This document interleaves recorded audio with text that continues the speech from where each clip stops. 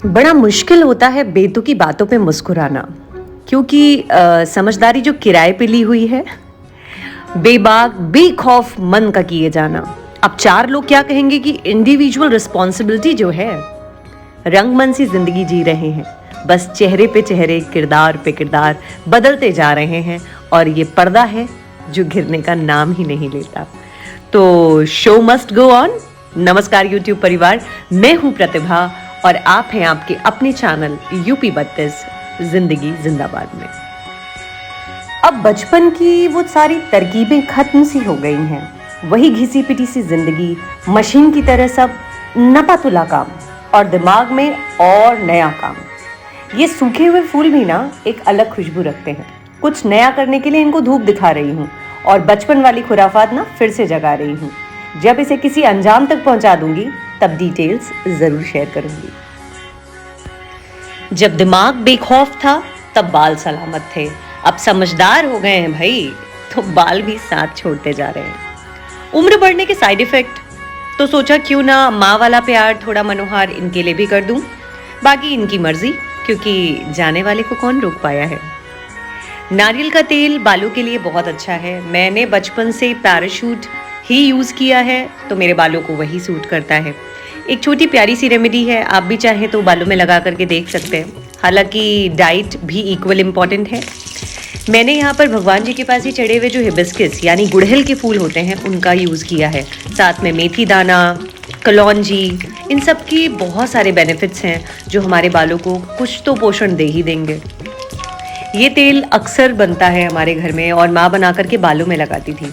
जब तक ये रेगुलरिटी में था बाल खूबसूरत थे, हैं अब भी, लेकिन कहते हैं ना कुछ तो बदलेगा, बहुत कुछ बदलेगा। नाम गुम जाएगा, चेहरा ये बदल जाएगा, मेरी आवाज़ ही पहचान है, घर याद रहे। कुछ खुशबुएं यादों, इंसानों, किस्सों और वाक्यों को याद दिलाती हैं।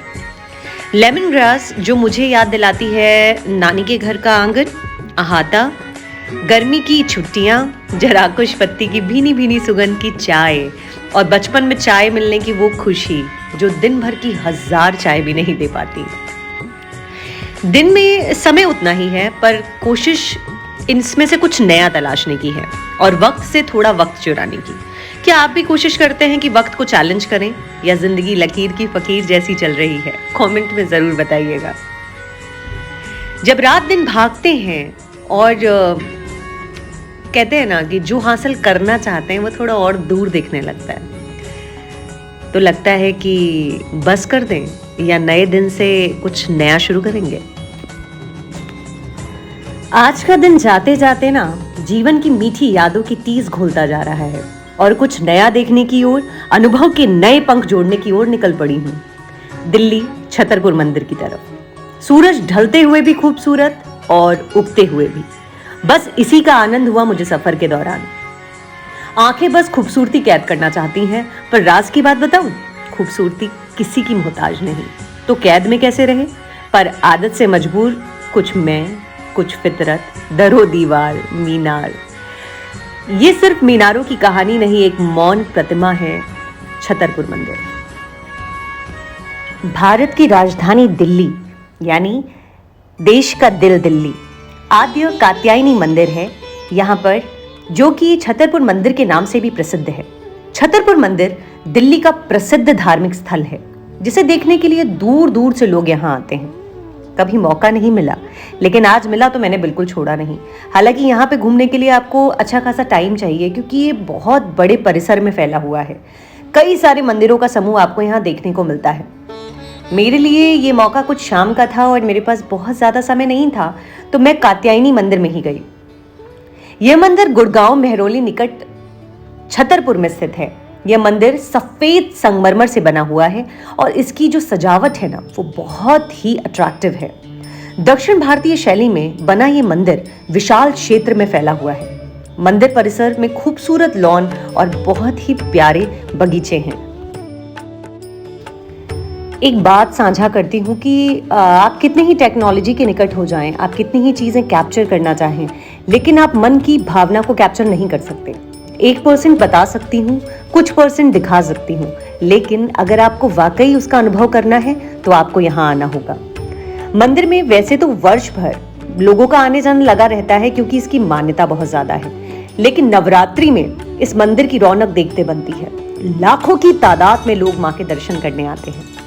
दूर दूर से लोग बसों, कारों आदि में भारी संख्या में भर कर के यहाँ आते हैं।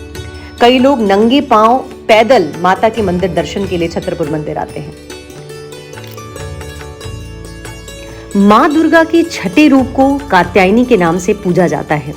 मां कात्यायनी का स्वरूप अत्यंत ओजमयी है। सिंहासन पर विराजमान माता शक्ति का स्वरूप है। मां की भक्ति द्वारा मनुष्य को धर्म, अर्थ, काम और मोक्ष फलों की प्राप्ति होती है।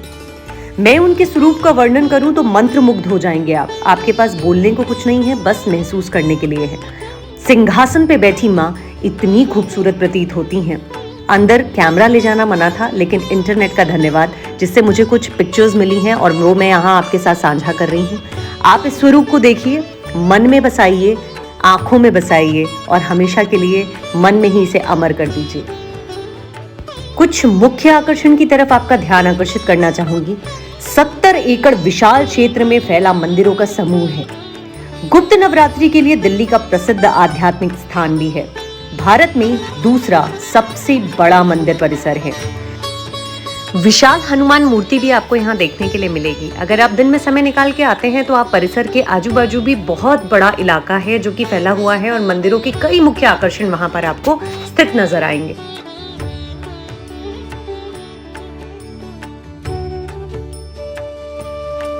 जैसा कि मैंने आपसे पहले भी साझा किया था कि मुझे बहुत ज्यादा समय नहीं मिला, लेकिन हाँ दर्शन की अभिलाषा से गई थी। दर्शन बहुत ही खूबसूरत हुए।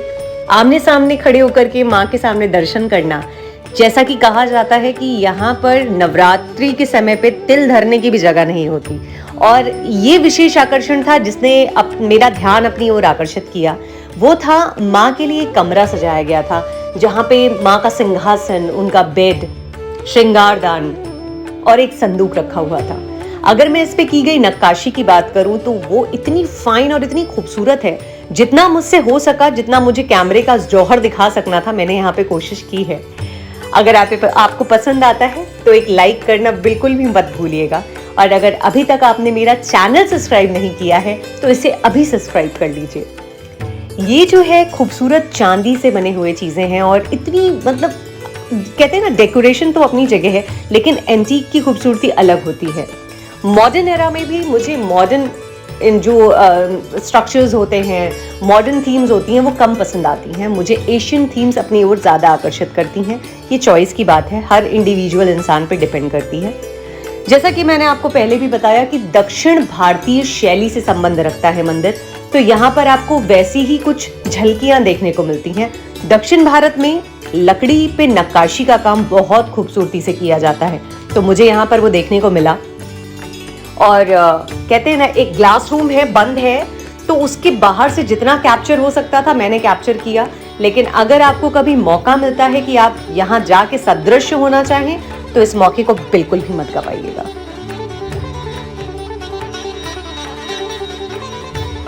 मंदिर परिसर की मैं बात करूं तो मंदिर परिसर बहुत ही वेल मैनेज्ड है, एकदम साफ सुथरा। और आर्किटेक्चर की बात करूं तो आप इस वीडियो से अंदाजा लगा ही सकते हैं इसकी भव्यता का। मैंने सीलिंग की तरफ कैमरा किया तो अंदर गुंबदों में भी मुझे नक्काशी देखने को मिली, जो कि काफ़ी अच्छा एक्सपीरियंस था।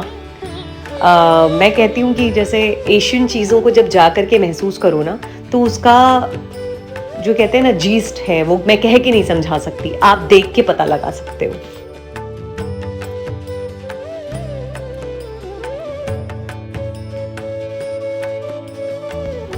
आज दिन भर ना मैं कुछ बैक जोन में चल रही हूँ, पुरानी बचपन की यादें आ जाती हैं।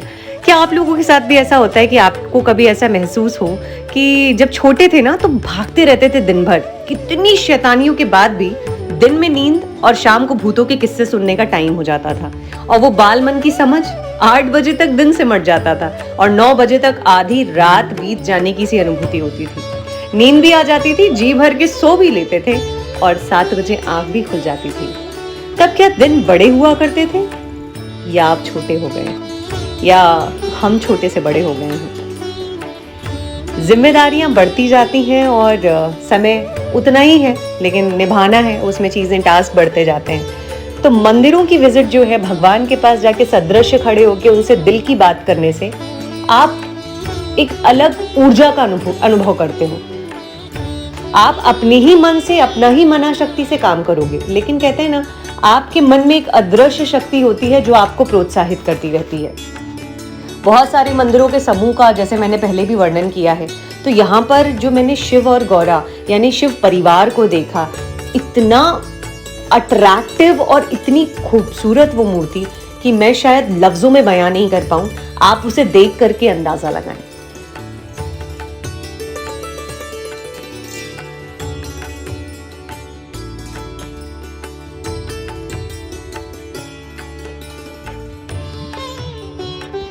कुछ तो बात है इनमें, यूं ही लोग महाकाल के दीवाने नहीं हैं।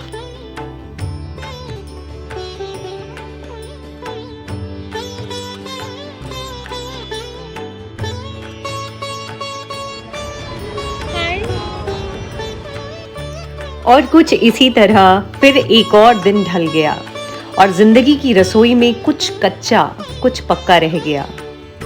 दिल लाखों फरेबों के बीच में भी सच्चा रह गया। हम तो बड़े हो गए पर दिल फिर भी बच्चा रह गया। आप सबको बाल दिवस की बहुत सारी शुभकामनाएं।